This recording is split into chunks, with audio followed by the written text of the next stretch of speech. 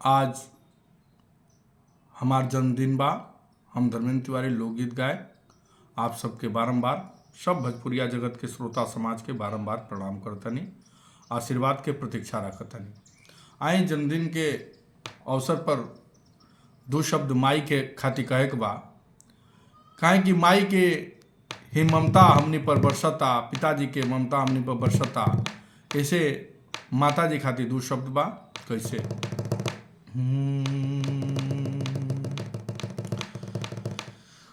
माई के दूधवा कोनो दूधवा में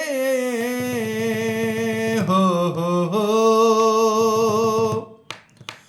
माई के दूधवा कोनो दूधवा में अरे मिठाई नहीं खे हो, मिठाई नहीं खे जे अभागा बाटे ओकरा घर में माई नइखे।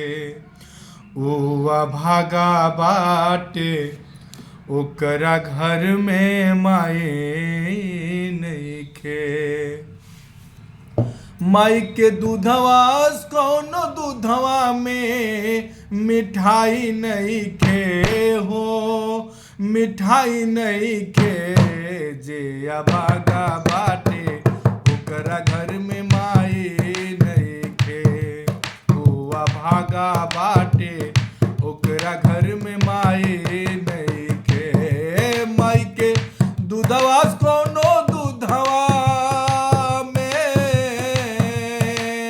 ओ माई के दूधवा कोनो दूधवा में मिठाई नइखे हो, मिठाई नइखे।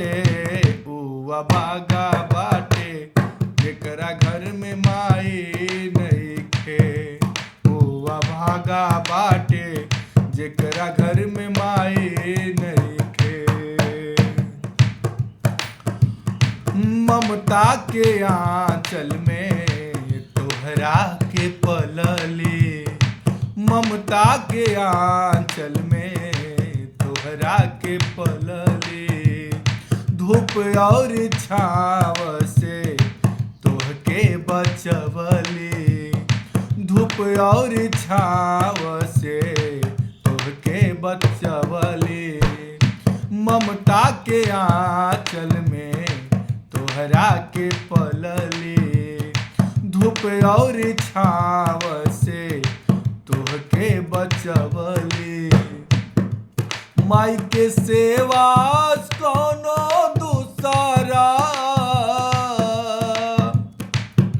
माई के सेवा कोनो दूसरा हर कमाई नहीं के हो, कमाई नहीं के जे अभागा बाटे ओकरा घर में माई नहीं के।